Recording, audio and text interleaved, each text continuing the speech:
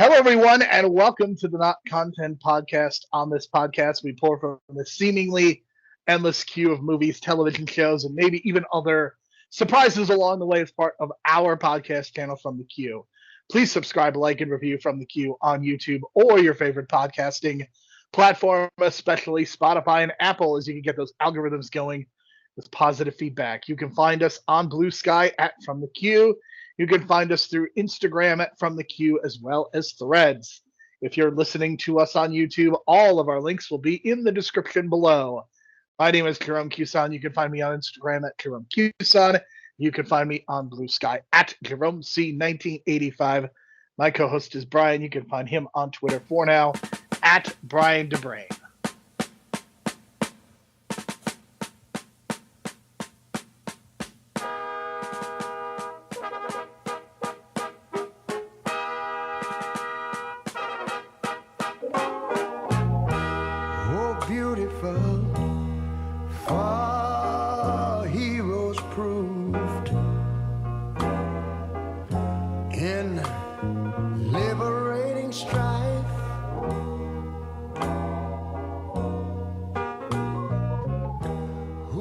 It's the fifth inning, and we are more than halfway through the season.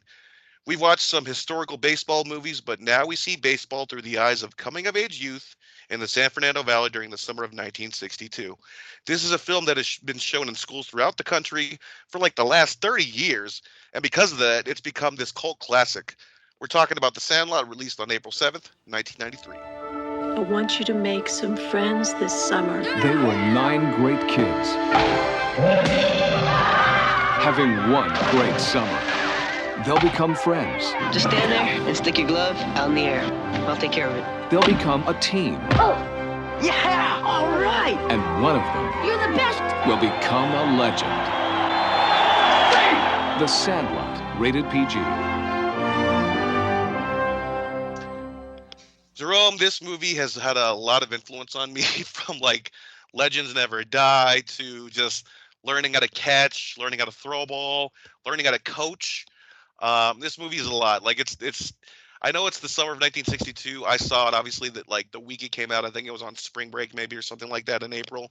But man, this really had a hold on me, because then when they played it again at schools, after school programs, during school, when it was like, the holiday season, they played The Sandlot a lot, and it's one of those perfect movies to show in school. This really has a hold on me a lot. This cast is like so fun, and they have a lot of chemistry together, and I think that's what makes this movie work for me, is the chemistry amongst this cast and the way that they just kind of come together, and they feel like, it looks like you're hanging out with your friends during the summer, and that's kind of the vibe that this movie is supposed to give you, and it gives that in so many ways.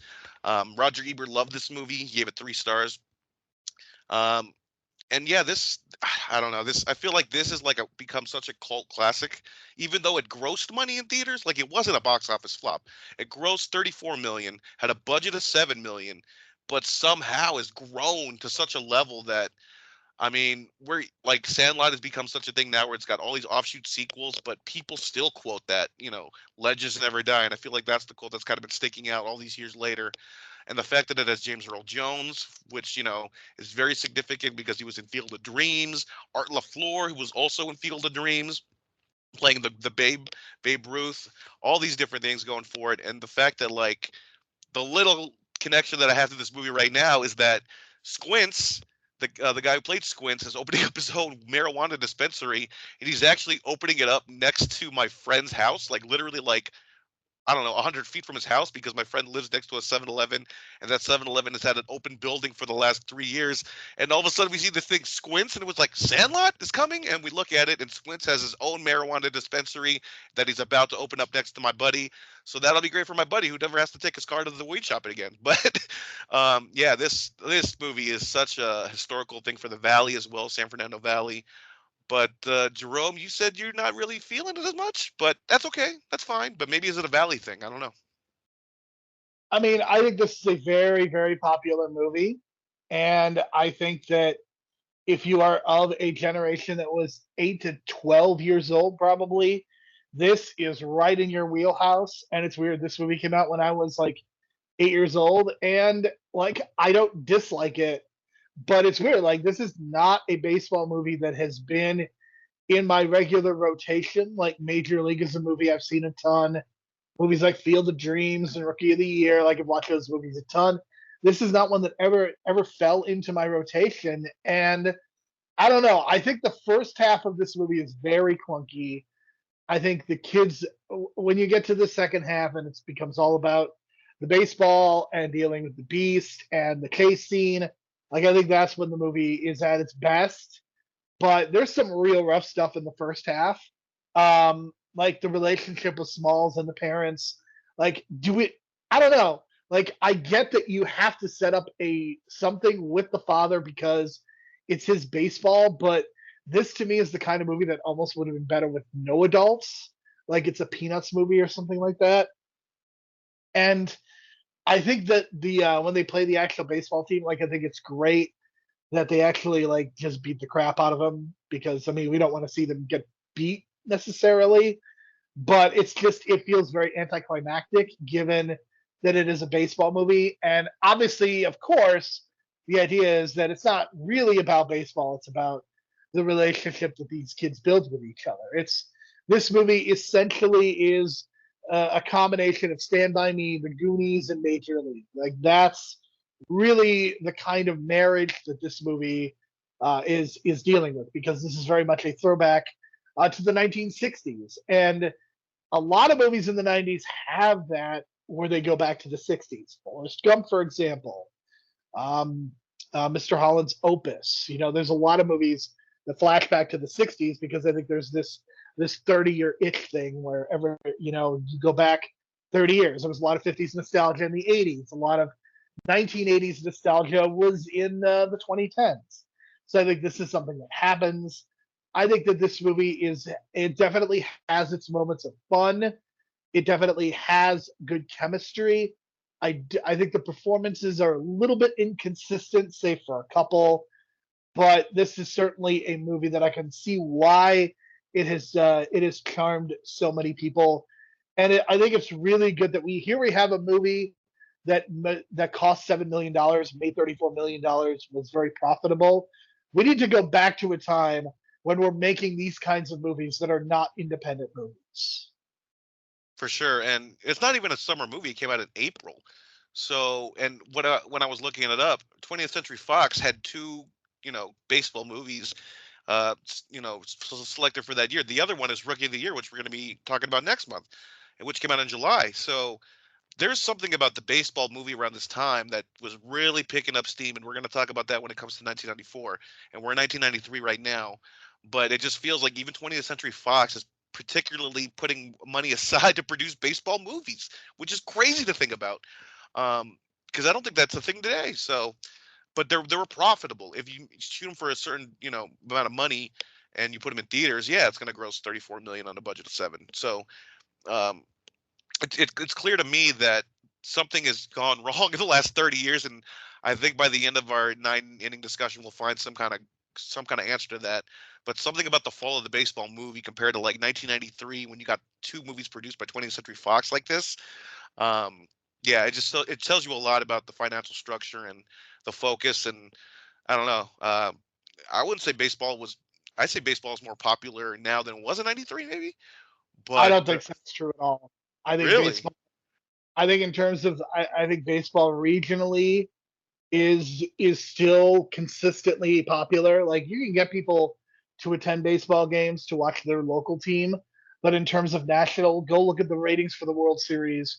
Go look at the ratings for the All-Star game. There's just not that national interest in the game, and also the audience is old. Young people are not playing baseball. They're playing football, basketball, and soccer. That is very, very important to think about as well. Soccer is, in terms of playing, is, I would say, as popular, if not more so, than baseball at this point. And that, I mean, it's disappointing to me, but I think it's absolutely true. And I think this is a huge reason why you don't see a lot of baseball movies, because young people don't care as much about baseball. And this is a huge problem. Yeah, that's kind of what I've been.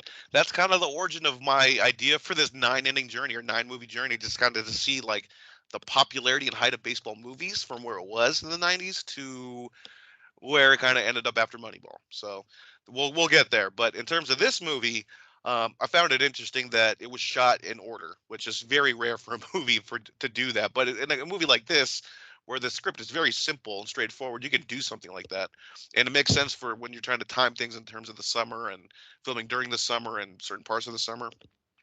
It was shot in 42 days, which I found very significant considering that's Jackie Robinson's number. Um, and of course, Babe Ruth is kind of like the idol for the kids in this movie. Um, the scene where Babe Ruth does come and talk to Benny about going over the fence and getting the autograph ball that they lost, which is pretty much the plot that kind of comes together by the second half of the film. All right, I need to call a timeout. Okay, so this movie takes place in the San Fernando Valley, right? Correct. So you are telling me that no Dodgers would have crossed over. There wouldn't be kids idolizing Duke Snyder, Maury Wills, Drysdale, Koufax. Like you're telling me that none of those individuals, I mean, and even Jackie Robinson, like you're telling me that none of those individuals would have made an impact. See, here's my thinking. This is how I think of it. It's like us in the '90s when we idolized Hogan, when we had Brett and Sean and Diesel. You know what I'm saying? But we didn't appreciate it when they were there. Babe Ruth was retired for 14 years. Hulk Hogan was still wrestling in the 90s. But he was the Babe Ruth of wrestling by then, I think. So it's just something I mean, about. I don't think that this. I don't think it's not the same thing because again, Hulk Hogan was still wrestling. Like if we're talking like 1997, yes, you're right. Bret Hart, Shawn Michaels would be more relevant, but Hulk Hogan was still active. I mean, wrestling is a bad example because you could just be active for so much longer. I mean, I don't know. I mean, especially with no internet, like, and not as much accessibility, like, would the relationship with Babe Ruth be as significant? Like, I understand like, the baseball part is fine, but would these kids not idolize, like, a Mickey Mantle or a Willie Mays even? Is it a regional thing? I don't know. But then Babe Ruth is New York, so I don't know. It's very weird, but um, maybe they just don't bring it up. Maybe the kids are fans. I mean, we know that the main kid is not because he just found out about baseball recently and he didn't even know who Babe Ruth was, and that's the whole joke of it all. But for the other kids, maybe they just don't bring it up. But I do see what you're saying, and I kind of thought about that as well. And I kind of attributed it to the '90s thing where Hogan was wrestling at the time, yes, but when people think of the major popular wrestler, it's going to be Hulk Hogan, no matter what, in that era. Like if you were to give a name as who's the most popular wrestler in the world, who's the most popular baseball player in the world. The Babe Ruth thing is definitely a nitpick because like I think that they're going with somebody that clearly most people even in contemporary times would then also know. But I mean, it's kind of a weird. It feels like kind of a weird reference. But yeah, I mean, I think in terms of the kids, I think they're fine. Again, none of them really like. It's weird to think that none of them became super huge stars. Like the biggest star in this movie is probably Dennis Leary. Um, yeah, that's it's. I mean, James Earl Jones arguably is a bigger star, but he kind of came into this movie with a lot of cachet because of Broadway and having been in a lot of movies already. But yeah, it's really weird that none of these kids became stars, and yeah, that's kind of where I come down on it. Yeah, you would think that the guy that played Benny, Mike Vitar, who actually the older brother played his Pablo Vitar played the older version of himself, so that was pretty cool. So it was like a seamless transition there. But he seemed like he was going to be the one to break out, even though he was also in like Mighty Ducks 2 or whatever. But I guess he just didn't. But maybe it's for the best. You know what I'm saying? Like some of these, as we've seen in that Nickelodeon documentary, maybe it's not such a bad thing that some of these kids grew up in the Hollywood system post this movie. But yeah, I think today, like the guy that idolizes the great Bambino, I forget his name off the bat, but the guy that becomes the great Bambino, the wrestler, like he's still doing the Sandlot gimmick today at conventions and stuff. Like you see him like post Instagram pictures of him like playing baseball, and he's just like living the gimmick, and it's great. Like, just live it up, man. So that's great for him. And of course, Karen Allen is in this. Indiana Jones fame and whatever, and No Animal personality House. whatsoever. Her performance is a real disappointment. I mean, I get that she's the mom, but again, she is the argument for why they're. To me, Dennis Leary and Karen Allen, they get nothing to do in this movie. They are the argument for this movie would be better if there were no talking adults, because their performances are just nothing. And we've seen Karen Allen, Indiana Jones. She has a ton of personality. Ditto Dennis Leary in his comedy. Like, we know he has a ton of personality. Again, I just would have rather had the kids. Just the kids, no parents. Yeah, and I wanted more of the rival baseball team, but they just whipped their ass real quick, and I was kind of in shock. So I don't know if that's a commentary as well as like street players versus like high school level I mean, players. very clearly, I think they're going with the class warfare. The lower classes have more heart and determination. Yeah, It's Patrick fascinating. It's fascinating. it's Patrick Rena's showcase. Like, that is his best scene where he's talking trash. Yeah, and that also goes to like the whole idea of the catcher talking trash. Except we didn't really get it from Gina Davis, which I guess I don't know. Maybe they just treated her like a lady in that one, but we saw it in Major League. We're gonna see it in other baseball movies as well. Like the whole idea of the catcher talking trash to the hitter, it's great stuff, and he does it so well. And you can't help but think they got a lot of that idea from Major League when Tom Berenger was doing it. But man, it just works so well in this movie. And then I guess the one cringe scene that I know you don't like is the pool scene with Marley Shelton. Man, she looks great today. That's all I'm going to say. She looks amazing for 50 years old. That's all I got to say, because she was definitely a crush of mine growing up in the 90s because of this movie. And when I saw her in Planet Terror, Robert Rodriguez's movie in 2007, I was like, oh my God, that's the girl from the Sandlot, and she's kicking ass, and she was like the star of that vehicle. And now I haven't really quite followed her lately, but I saw a recent picture and I was like, your body's working in the correct ways and you're aging correctly. Let's just say that, because you look incredible. But I know you don't like the scene, even though they ended up getting married. It's some of the most problematic stuff that I think we've ever had the displeasure of discussing. Just, I mean, the way that they leer at her, the way they can't, like, to me, the implication is that she is underage, right? I think she's supposed to be, even though she's like 19 at the time filming. I would say, what, 15, 16-year-old. You have this purported underage girl. Like, there is a heavy focus on her walking away and her ass shaking. It's really, really gross. I was stunned that was in a kid's movie. And then later on in the movie, when they're at the pool, like one of the kids drowns himself so that he can get CPR and kiss her. I mean, of course, there's consent issues with that. And then she's like smiling. It's revealed they get married, even though there's a huge age gap. It is so gross. And of course, they mention they have 9 kids because they want to imply that they fucked a lot. And it's gross. I absolutely hated it. It was, man, I was stunned that this was in a kid's movie, or what is purported to be a kid's movie. It's one of the most memorable scenes of the movie. It is kind of cringeworthy now for me too, but I don't know. It just, I guess they try to get away with saying it's consensual by like the winks and the nods and the fact that they got married afterward.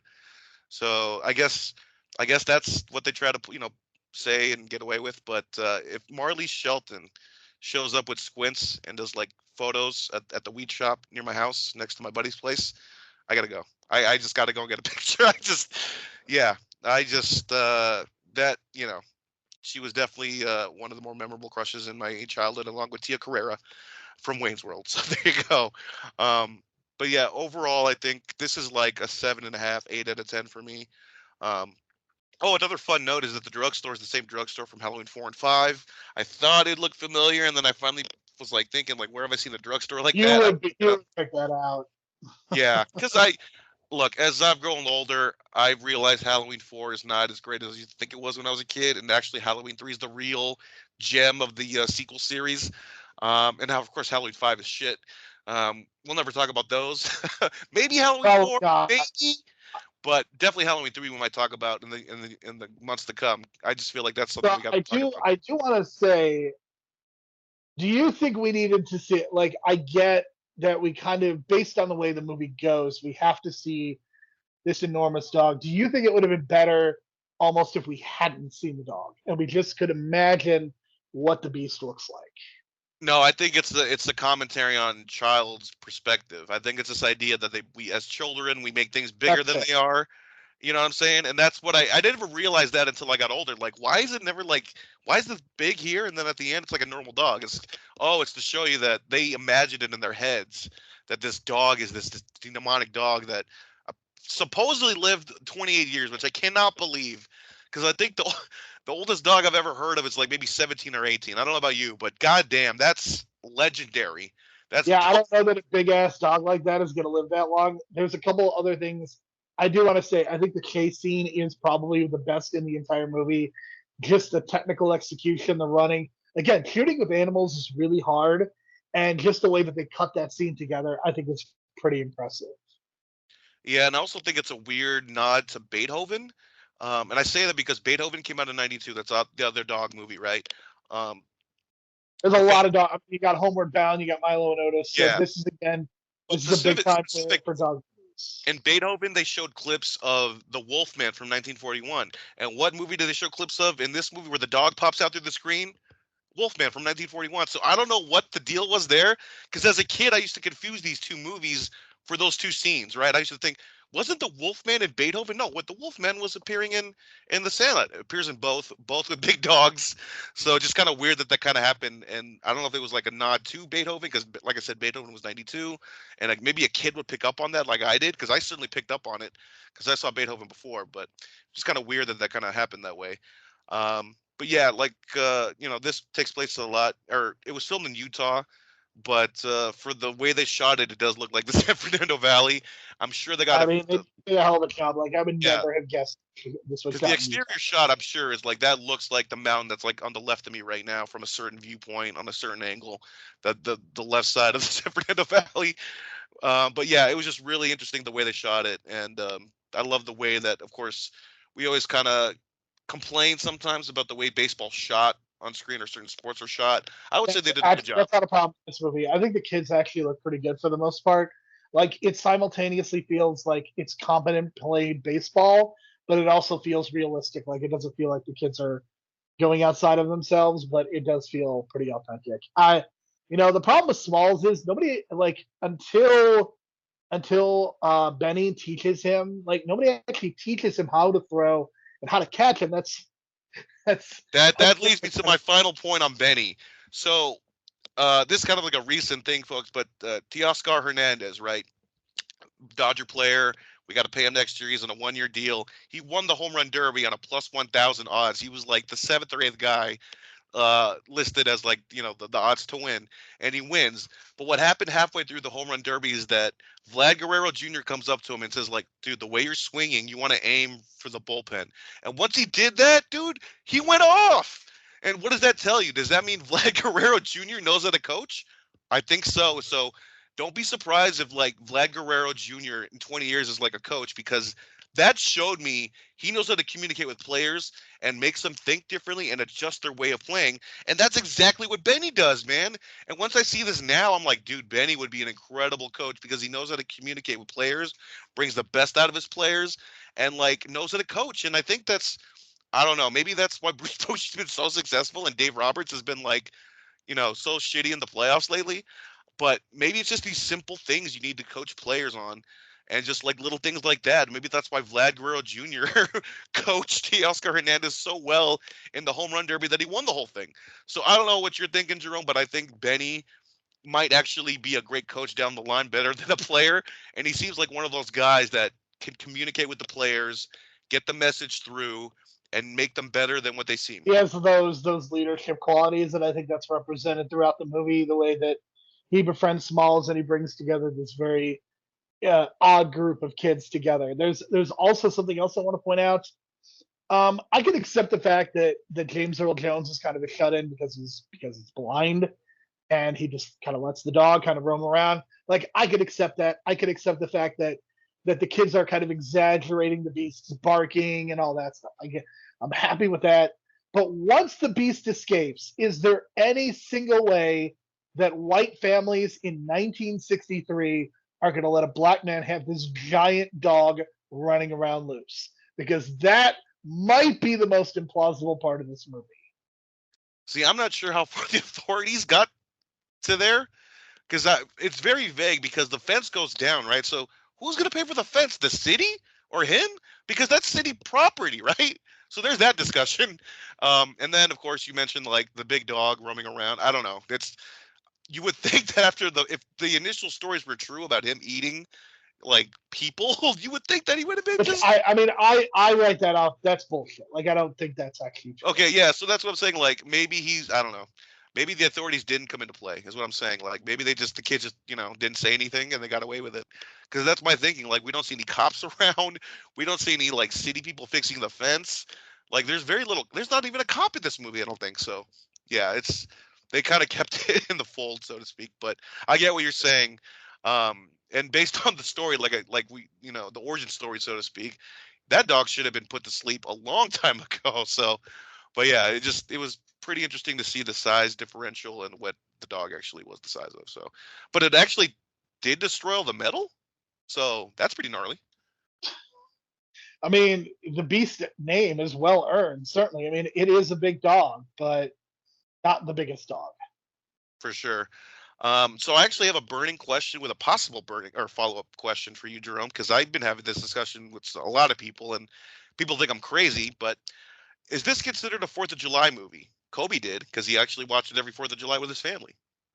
This is not a 4th of July movie because most of the movie does not actually take place on 4th of July, and the theme of this movie is not America, it is baseball. Okay, so my follow-up then, I guess, is already answered. Does this mean that Jaws is a 4th of July movie as well? Yes, it is, because thematically it is based around the idea of 4th of July. Ooh, and then we do have fireworks at the end with the sharks blowing up. And I believe that the final hour of the movie does take place when they're on the boat. I believe that it is July 4th on that day. I'm gonna have to look that up, but yeah, I've always considered Jaws a 4th of July movie, and I thought all the arguments saying that it was only like the middle part of the movie that's 4th of July or whatever.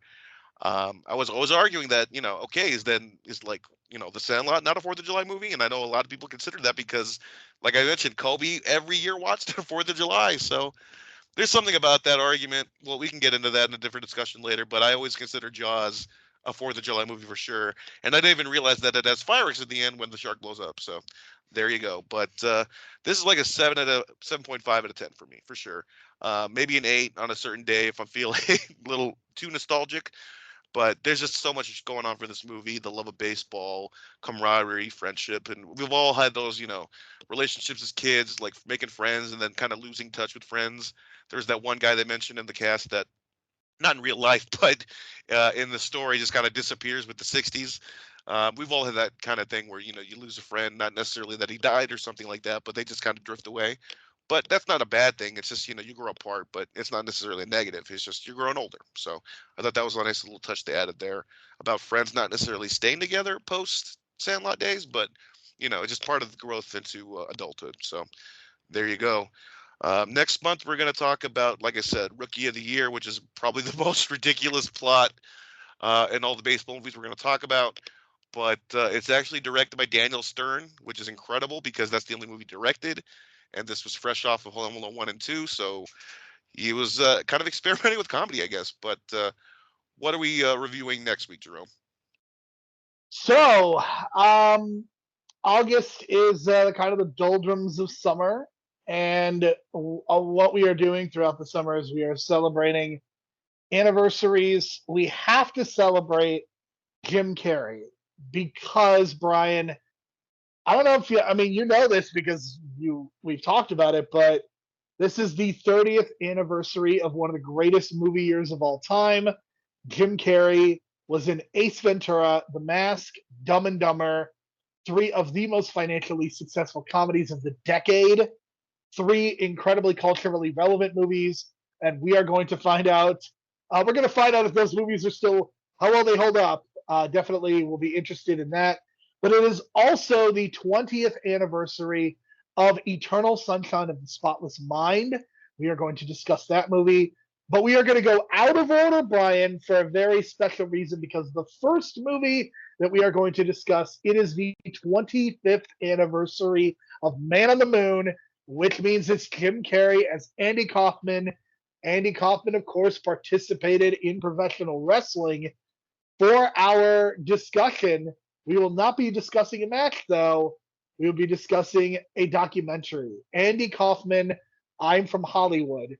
Because, I mean, reviewing the Jerry Lawler Andy Kaufman match would not lead to good discussion. But this documentary will. Brian, have you ever seen this documentary, Andy Kaufman, I'm from Hollywood? This is the one that was on Comedy Central when Man on the Moon came out, right? And this has all the Memphis footage, right? And all the Memphis footage, and then it shows you the birth of the angle, the end of the angle with Jimmy Hart, and then it shows you the letter. So it is from 1989. And because the thing that people don't realize is I think people sometimes think that they had the match, they had their appearance on Letterman, and that was it. That is not true. Andy Kaufman made many more appearances in Memphis, and we will talk about that next week. Yeah, I'm really excited for that because I mean, to this day, me and my buddy, who's like a really old school wrestling fan too, he goes on record saying that he thinks that the whole Jerry Lawler, Andy Kaufman thing started as a work, became a shoot, and then became a work again. And I'm like, dude, you're overthinking it, man. Just let it be a work, and that's it. Wrestling fans do. This is what wrestling fans do. Yes.